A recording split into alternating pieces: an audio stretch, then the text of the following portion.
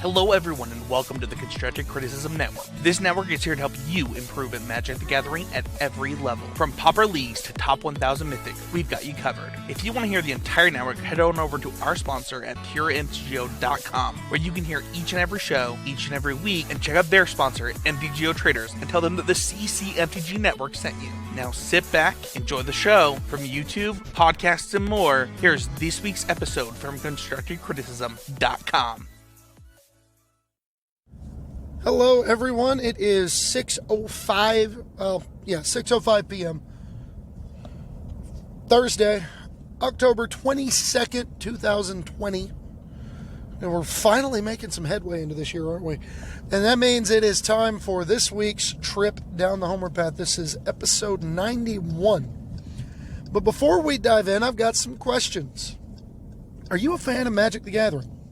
I mean, I guess probably so, since you're listening to, a podcast about it. Is there something else going on in your life that takes precedence over your ability to play Magic, your gaming time? Is there something else that's more important? We don't have aspirations for the Pro Tour. We're just trying to decompress after a rough week, whether it's a partner, children, grueling job or career, all of the above, some of the above, whatever it may be. Are you still trying to improve at Magic? Despite all of that.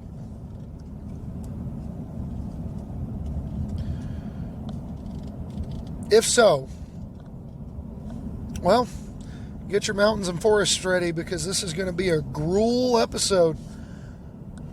Let's look at the 3 B's of self-improvement in Magic: budgeting, brewing, and breaking bad habits, once we get the corporate chilling out of the way. Reminder that we are brought to you by PureMTGO.com. PureMTGO.com is one of the largest depositories of Magic content on the web. They do a fantastic job. All the creators, there's all kinds of content from all different corners, all kinds of formats, all kinds of styles of decks, jank, competitive, everything in between. Check it out. While you're on the web, head over to our parent network at ConstructiveCriticism.com. If you're not doing that, I don't know what you're doing. I mean, they're great, and you should pay attention to them. As the intro said, from Pauper Leagues to Top 1000 Mythic. I'll figure out my English in a minute. We got you covered. And speaking of got you covered, if you want to get me covered, you can head over to patreon.com/HomewardPathMTG. This show's always going to be free. But if you like what we're doing enough to help us keep doing it, head over there, become a patron, and take advantage of your rewards. Without further ado, let's dive into our first segment. Our first segment every week is a Budget Spotlight. We're just going to kind of breeze through this week because I really want to start. I'm foaming at the mouth to talk about Gruul. But Budget Spotlight, the uncommon for this week is Brushfire Elemental at every bit of a quarter. For those of you who don't know, Brushfire Elemental is a red and a green for a 2/2 haste. Can't be blocked by creatures with power 2 or less. And landfall +2/+2 till end of turn. And there's a little bit to unpack there, right? It's efficient, and it has synergy that matters in several places because A, it's a 2-drop creature. It's Gruul colors. It's 2 power creature for things that care about that, whether in the hand, on the battlefield, or in the graveyard, and then it can get bigger. But perhaps most importantly, given the situation that we're, given what we're talking about here, what its ability is, it's an elemental, which means you can curve it into Risen Reef or Risen Reef into it. And it's got haste, and if you floop into another land, you're going to reap the benefits. There's also the synergy with fetch lands in older formats like Modern. lands like Fabled Passage or Evolving Wilds in Standard and Pioneer. Cards that put multiple lands onto the battlefield like Splendid Reclamation in Pioneer. I'm not saying it's good, I'm saying it's a thing you can do. And it also has unique evasion because instead of having trample, it just can't be blocked by small creatures. It pairs well with instant speed land drop effects like Growth Spiral or a Flash Elemental with a Risen Reef on the battlefield. Harrow in older formats, whether it's Modern or Commander. You can just really you can either trade up where they've got an awkward blocker that you really don't want to have to deal with all game long. Send it in there, see if they block. If they do, you can punish them. Or it just applies a lot of pressure. Like 4 to 6 damage is not nothing out of your 2-mana creature. So moving on to our rare, and this could not be more different. Our rare is Atarka's Command. And Atarka's Command comes in high here at $5. It's at the top of what I would normally consider our budget range for a card that you're primarily going to play in 60-card formats and 4 copies. But it turns out it's really, really, really, really good. For those of you who don't know, it is red and a green, instant, choose 2 modes, and it's target player players can't gain life this turn, deal 3 damage to each opponent. Creatures you control get +1/+1 and reach until end of turn. And I can never remember the last mode. I really can't. Because those are the only 3 modes I seem to ever care about when I play the card. I'm sure it's good. I just can't remember what it is. I don't know. Anyway, modal spells make me happy, particularly in a color combo that's not known for them. Gruul is not exactly flush with options when it comes to spells. You've got charms, you've got Atarka's Command, you've got the original command, the monocolored command cycle from Lorwyn. But beyond that, there's not really ever been like a ton of modal spells, and in particular, very few that let you choose 2 modes. Upping the customization of the cards.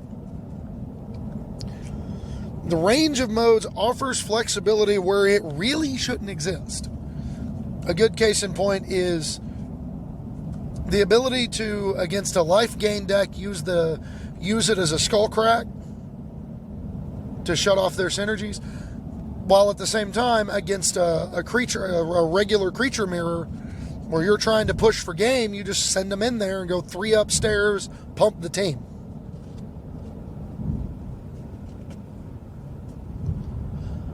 Sometimes you have to use it defensively. Your opponent's beating you down with a bunch of flyers.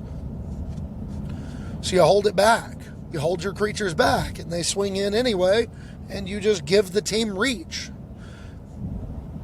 And they have to read it again to make sure that it actually does, in fact, give your creatures reach. It does. Check the card. It also slots into a pretty wide array of decks. In its heyday, it was the namesake behind the Atarka Red deck in Standard, where you wanted to use it in a go wide deck, but it's also relevant as just extra copies of Skullcrack in Burn, if that's something you're in the market for.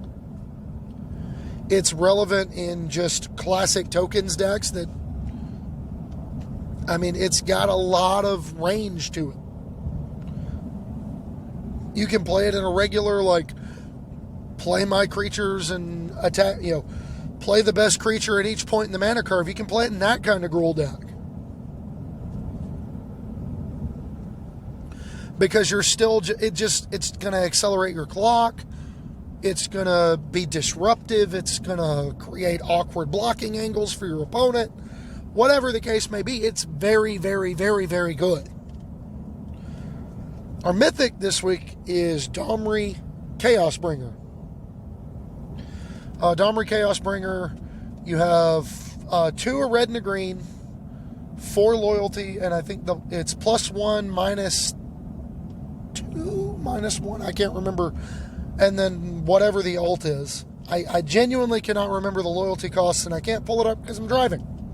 It's kind of a thing that I do. It's when I do this podcast. But Domri Chaosbringer, the plus lets you get a red or a green mana, and then if you spend it on a creature, that creature gains Riot. Riot being that creature will enter the battlefield with your choice of a +1/+1 counter or haste. That's very good. The minus, look at, I think it's the top 5 cards of your library. Put up to 2 creature cards from among them into your hand and the rest on the bottom in any order, or in a random order. So it's accelerate my creatures out, make my bad creatures better, draw more creatures. And then the ultimate is at the beginning of your end step, create a 4/4 boar token. Because you can't go to war without your war pigs. Domri Chaosbringer is going to be the kind of card that's at its best in formats like Commander. Full disclosure, and it's not our Commander Spotlight. It's just a mythic that's only $2 and it's a Planeswalker. So it's definitely worth looking into for your Gruul Commander decks. But it plays very well in a creature-focused deck, offering you the option to go fast or big because of the mana ability. You can give your mana creature haste to deploy another one, for example. With something like Beast Whisperer or Vizier of the Menagerie on the battlefield, that can start to snowball real quick. Or if you've cast Glimpse of Nature because you really want everybody else at the table to kill you. The card draw effect can determine games when it hits. If you're playing a creature-focused deck for parts 1 and 2, you're going to keep drawing creatures, and that's going to give you something to spend mana on, which is in turn going to allow you to keep deploying creatures. You're just going to keep applying pressure. Pressure forces mistakes, and mistakes can lead to easy wins. And the ultimate can snowball in a hurry, particularly if you are playing a deck that loves ferocious triggers. I.e., triggers for cards that want you to control a creature with power 4 or greater, or whenever a creature with power 4 or greater enters the battlefield under your control, you just get all of those that you have under your control for free every single turn. Because it's an emblem. Love it. And then last but not least, our Commander Spotlight. And this one, again, is at the high end of our budget, but we're specifically talking about this one in the context of Commander. So I'm in on it. This card is Godzilla King of the Monsters. And I can't remember its Magic name because the actual Magic version of the card has not been printed yet. Only the Godzilla art has. As a box topper. And it's 3, a green and a red, buys you a 7/3, and says lethal damage to your creatures is determined by their power, not their toughness. So your creatures don't die if they take damage equal to their toughness, only if they take damage equal to or greater than their power. You could say that's a very powerful card. I'll do better next time. I'm sorry. I mean, first and foremost, for the purposes of budget spotlight, it's a box topper that doesn't even cost $10. It's $8. And that's probably nearer to the high end. If, like me, you frequently take advantage of trade credit bonuses and vendor discounts for loyalty programs, you can get it for less than $8. It also falls into a unique category of Commander because it changes combat. Similar to cards like Arcades, Doran the Siege Tower, Assault Formation, the uncommon Huatli from War of the Spark,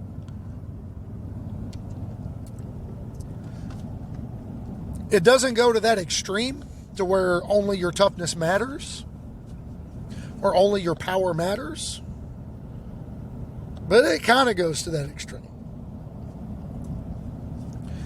It still makes them worry about the wrong number. And unlike the others, this one does so asymmetrically.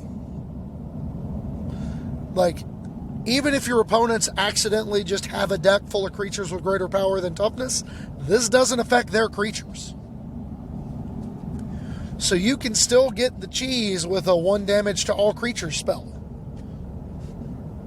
If they're playing a bunch of high power, low toughness creatures, you can still body them. And that's fine.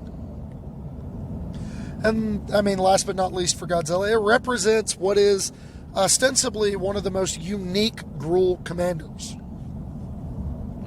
And in a format like Commander, where everybody's tried everything at least once, having one of them that just feels different, just hits different, it's not nothing. And not for nothing, but, Unleash Fury plus Teamer Battle Rage is lethal commander damage. Because you make it 14, and then you give it double strike. Kills them in 1 hit. Pretty cool. But moving on, it's time for our second segment, which is our Brew of the Week. And this week's Brew of the Week is in Pioneer, and it is one that I've talked about before on the old Writing in Cars with Cards show. But this is Gruul Blitz. And I don't have the concrete list on me. I actually haven't updated it in a while, but I've got ideas on what I want to do for that. But the core of the strategy is to deploy Pelt Collector and or Experiment 1 and just kind of cheese all over your opponents by playing, Pelt Collector or Experiment 1 on turn 1, Burning Tree Emissary into a 3-power creature on turn 2. Allows you to attack for 3 right away. Or you can just get the nuts where you go Pelt Collector or Experiment 1 on turn 1. On turn 2, you play, a Zerta Goblin or an Earthshaker Kenra or a Robber of the Rich, some kind of 2-power haste creature. Attack them for 4, untap on turn 3, and then go Burning Tree, Reckless Bushwhacker.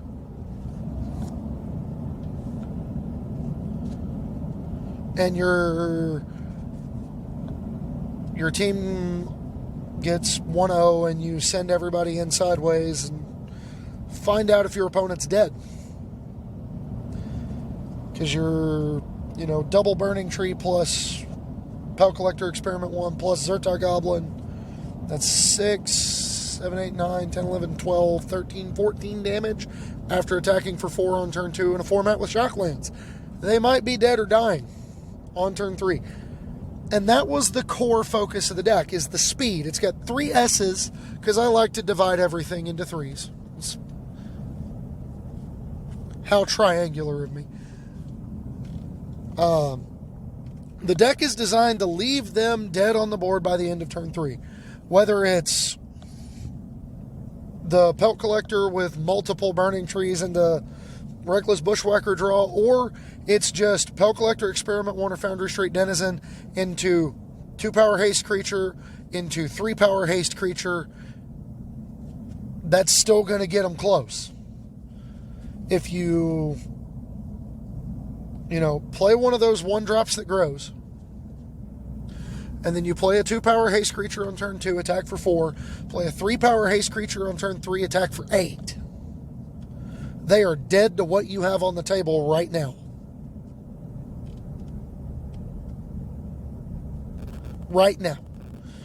Like, whether that 3-drop is On-Crop Crasher or Gruul Spellbreaker, or any other 3-drop haste creature that you want to play in your Gruul Blitz deck. All of them get the benefit with the way this deck is designed. Pelt Collector Experiment 1 curving into increasingly large haste creatures, supplemented by Bushwhacker effects, is a really solid plan A. But more than that, it's got size. You can sideboard for the fast aggro mirror by boarding into Bone Crusher Giant and Lovestruck Beast, allowing Pelt Collector or Experiment 1 to get to 4+ power reliably. Not just get there, but get there consistently. Because you've got access to additional 4 power creatures. You know, in the main deck, the only way you have to get it to 4 power is by rioting in your Gruul Spellbreaker as a 4/4.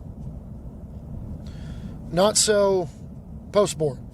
If you are in a matchup where you need to go bigger and the Spellbreaker or like the On-Crop Crasher and maybe one of your non-creature spells is not as good, or your On-Crop Crasher and Reckless Bushwhacker are not good in this matchup, you can board into Bone Crusher and Lovestruck Beast.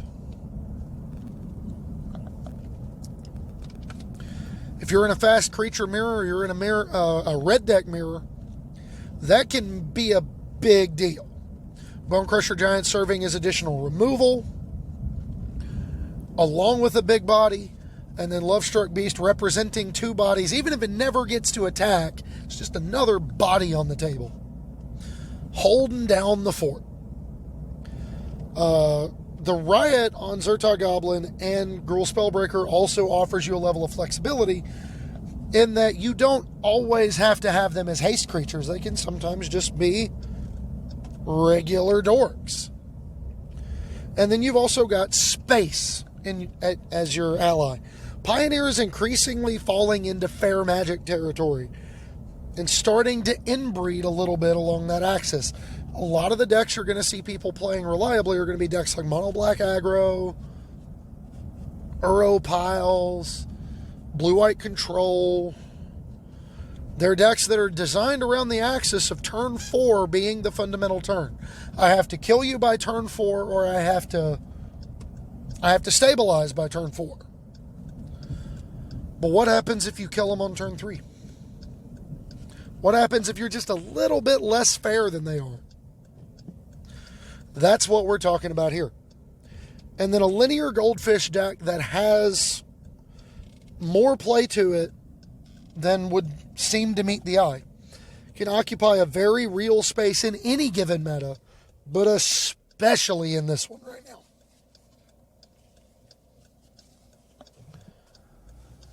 I mean, not Gruul then die, right? Right? Speaking of which, let's go on to our main topic. I started the series last week with talking about the color combinations. We started with Rakdos. Ultimately, I decided to just continue around the color wheel. So the next color combination around the wheel from Rakdos would be Gruul, because you take the red from Rakdos and go one more over and you get green. So we're talking about Gruul this week, in case you hadn't already guessed by the episode title and all the Gruul cards we've talked about to start things off. So who are the Gruul Clans when it comes to the lore of Magic the Gathering? The Gruul Clans were introduced in 2006, February 2006, in the Guild Pact expansion. Second set in the original Ravnica block. It was the 5th Magic set that I had ever bought cards from as they released.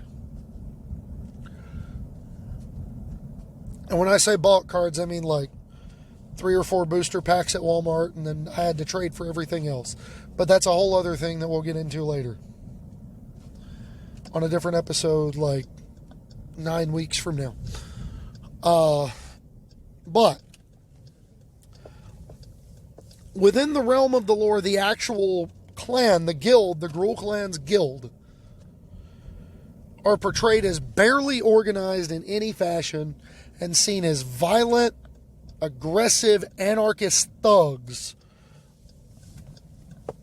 whose sole purpose is to endanger the established order, at least in the eyes of your average Ravnican citizen.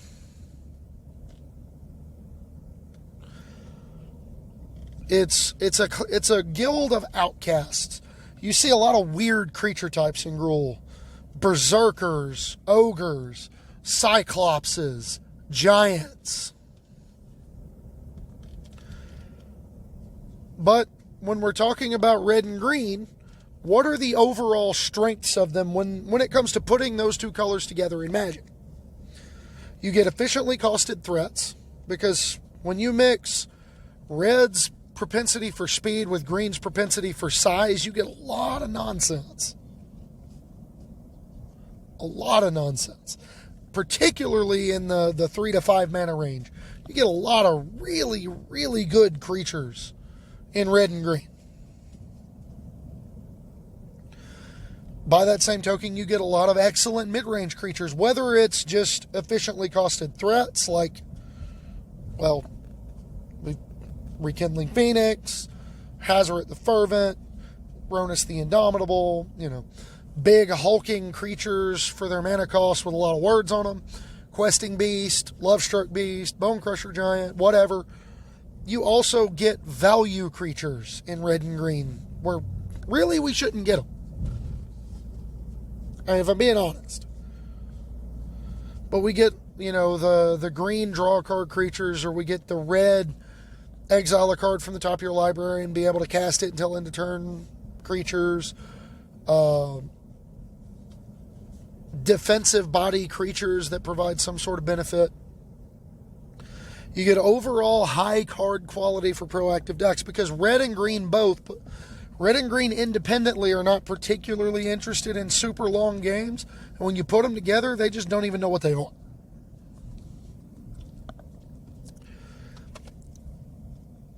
You get artifact and enchantment removal, because you get the two colors.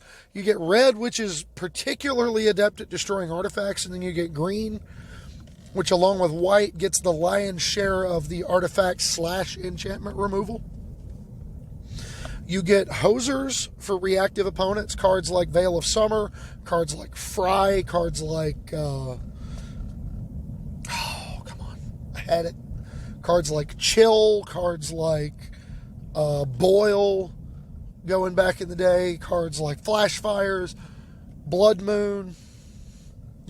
You're punishing people who don't want to play your game. You get burn and fight spells for removal, and they're fairly efficient at doing that. Look no further than standard in the prevalence of Ram Through, Primal Might, Thundering Rebuke, and Royal Eruption. To say nothing of going further back and looking at other better examples. Occasionally you get the framework for some really fun ramp shells. Played against one on Arena the other day that was really sweet. Valakut Exploration plus a bunch of land drops plus Scoot Swarm. We had to escape Croxa twice in a turn in order to win that game. Otherwise, we were going to get bodied by like 17 Scoot Swarms. So, yeah, it was pretty cool. At first.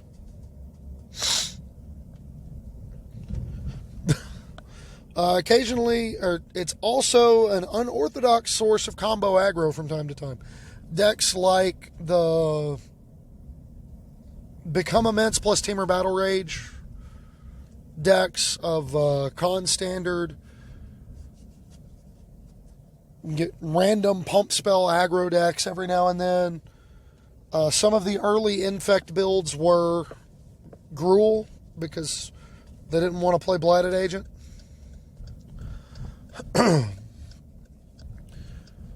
And they wanted to have access to burn.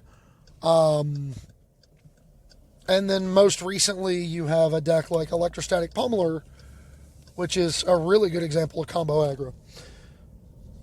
What are the weaknesses of Gruul? The weakness is it's not a very good long game color combo. I'm not saying you can't build a long game deck in Gruul. They're just not common, and they are usually not intended by Wizards of the Coast when they exist. There's also not a ton of real evasion available. There's mainly Trample, First Strike, and Haste. Sometimes Double Strike in combination with any of those.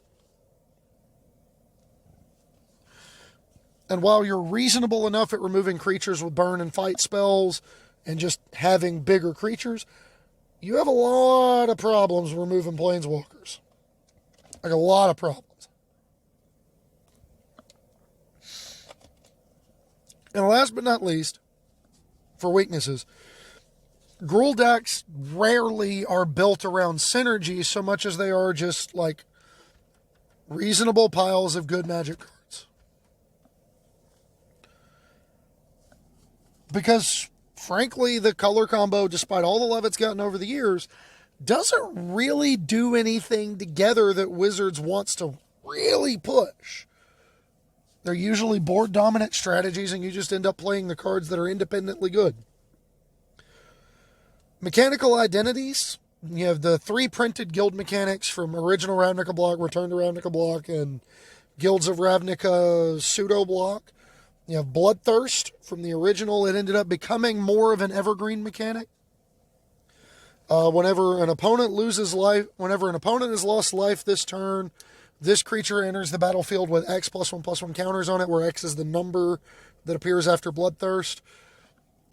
This was most famously used, at least in its time in Standard, on Scab Clan Mauler, which was a red and a green for a 2/2 that entered the battlefield. It was a Bloodthirst 1, and it had Trample.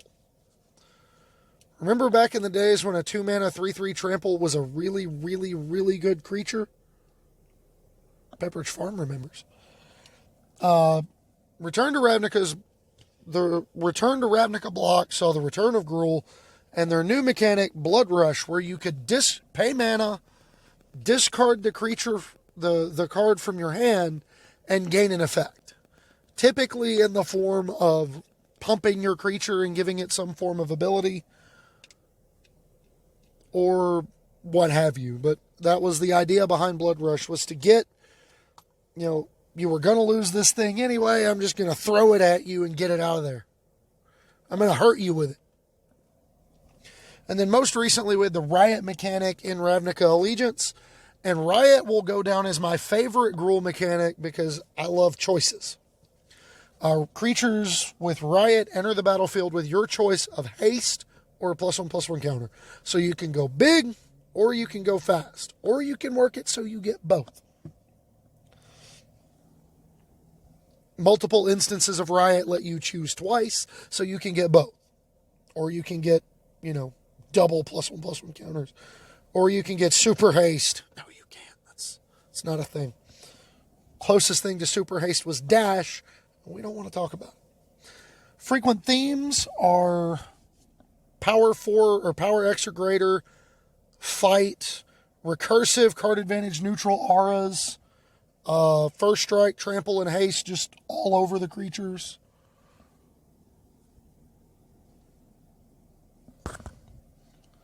Mana denial in the form of land destruction, cards like Blood Moon, again, cards like Flash Fires, chill. I guess choke too. Chill is not one of these cards. I don't know what I'm talking about. And then disruption of spell-based strategies. Cards like Cinder Vines, Burning Tree Shaman. If they're trying to fight you on a weird axis, there's probably a Gruul card that punishes them for it. And then cards that care about lands randomly are Gruul. Sometimes Gruul splashing. And then you have your typical deck styles for Gruul. You have kind of good stuff tribal, where you're just playing the best thing you can at the first 5 points on your mana curve. You have big aggro, which is very similar, but is more aggressively slanted. Less interested in card advantage and value, and more interested in just smashing your opponent's face in. You've got blitz aggro, like the Gruul deck that I was talking about earlier, where you just want to get on the board as hard and fast as you can, get them dead as quick as you possibly can. You've got ramp decks where you just want to ratchet up all the lands into play that you can to get benefits from it. Look at Titan Shift in Modern. Look at, again, that like the Scoot Swarm Valakut Exploration decks in Standard. Really sweet. That is a train. Sorry. There's Ponza using land destruction and mana denial as a core focus of your strategy. And then you've got kind of your aggro loam strategies where you're interested in playing, lots of lands, or you want to get lands into your graveyard, buy them back to your hand, or get them out of your graveyard to play, use them to trigger abilities and huck them at your opponent's face with something. A really good example for aggro loam would be, going back in the day, that's where the deck got its name. It was a red-green deck in Extended with Terravore, which power and toughness is equal to the number of lands in all graveyards, and it's a 3-mana trample creature. And then you played that alongside Seismic Assault, Life from the Loam, and just like a smattering of burn spells. And you could do something similar in Modern today with Tarmogoyf, Elvish Reclaimers.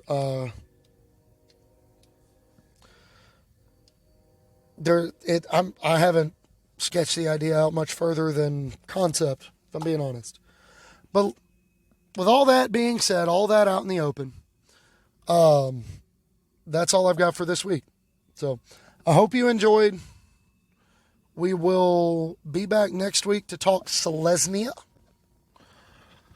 And I look forward to continuing this series. Selesnya is going to be a hard one because I've never been particularly fond of it, if I'm being honest. So it's going to be interesting to do a deep dive on it when I've barely played it. But got questions, comments, concerns, send them on Twitter at HomewardPathMTG.